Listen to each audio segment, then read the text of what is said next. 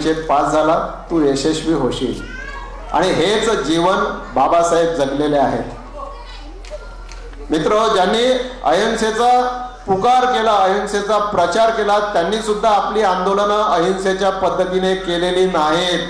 परंतु बाबासाहेबांनी आपलं संबंध आयुष्यभरचं आंदोलन जे केलेलं आहे ते अहिंसेच्या मार्गाने केलेलं आहे. जगामध्ये आपल्याला अनेक उदाहरणं असे दिसतात की 1955 पासून मार्टिन लुथर किंग अमेरिकेमध्ये असाच एक लढा निग्रोंसाठी लढत होते. अब्राहम लिंकन तिथे लढा लढत होते. म्हणजे हे वातावरण फक्त हिंदुस्थानातलं आहे असं नाही, जगभर त्याचे लढे चालत होते. आणि अब्राहम लिंकनचं एक वाक्य मोठं मौलिक आहे.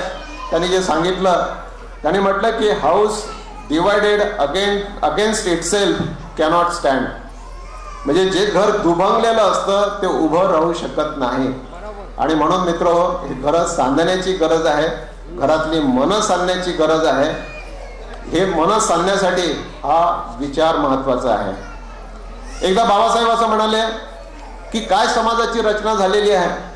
एका 4 मजली इमारतीसारखी ही रचना आहे आणि या इमारतीत खालून वर जायला, वरून खाली यायला पायऱ्याच नाहीत. पायऱ्या नसलेली ही 4 मजल्याची इमारत आपल्या समाजाची झालेली आहे. आणि याच्यामुळे जातीभेद हा पराकोटीचा वाढलेला आहे. आणि म्हणून ते म्हणाले की विचाराचा सुरुंग फोडून विचाराचा सुरुंग पेरून जातीभेदाचा तुरुंग मी फोडून टाकल्याशिवाय राहणार नाही आणि या जातीभेदाचा तुरुंग मी फोडून टाकेन. आणि त्यांनी आपल्या जीवनामध्ये तेच केलं. जातीमध्ये ज्या भेदाभेद होते ते नष्ट होतील अशासाठी त्यांनी आपलं सगळं जीवन खर्ची घातलं. राज्यघटना बाबासाहेबांनी जी लिहिलेली आहे, मला माहिती नाही आपल्यापैकी किती लोकांकडे ती आहे, पण आपण खरंच बाबासाहेबांच्या विचाराचे पाईक स्वतःला जर म्हणवत असू तर आपल्याकडे राज्यघटना मित्र असली पाहिजे असा माझा आग्रह आहे. काही लोकांकडे आहे, हात वर करतायत, धन्यवाद. एक गोष्ट लक्षात घ्या, 1947 साली भारत जेव्हा स्वतंत्र झाला तेव्हा अनेक देश स्वतंत्र झाले. त्याच्यामध्ये नावच सांगायची असली तर ब्रह्मदेश, श्रीलंका, पाकिस्तान, इराक, लिबिया, इजिप्त, आफ्रिकेमधले अनेक देश, हे अनेक देश स्वतंत्र झाले. परंतु आजची परिस्थिती या सगळ्या देशांची पाहिली तर भारत देश सोडला तर कुठल्याही देशात लोकशाही आज विद्यमान नाही. आणि भारतामध्ये विद्यमान लोकशाही असण्याचं एकमेव कारण बाबासाहेबांची राज्यघटना हे आहे. या राज्यघटनेमुळे या ठिकाणी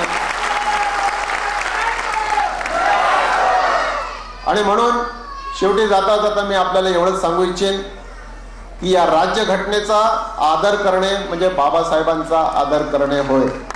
या राज्यघटनेचा अपमान करणे म्हणजे बाबासाहेबांचा अपमान करणे होय.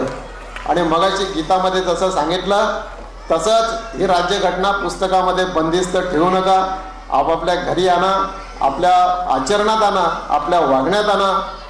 आणि पुनश्च एकदा मी सांगितलेल्या वाक्याचा उच्चारण करतो की अनेक लोक गीतेवर चालतात, कोणी कुराणावर चालतात, कोणी बायबलवर चालतात, पण संबंध देश कशावर चालत असेल तर तो बाबासाहेबांच्या घटनेवर चालतो आहे. हेच सत्य आहे. मित्र, या ठिकाणी मला बोलवलं, आदर केला, मान सन्मान केला, त्याबद्दल मी आपला अत्यंत आभारी आहे. धन्यवाद. जय हिंद, जय महाराष्ट्र, जय भीम.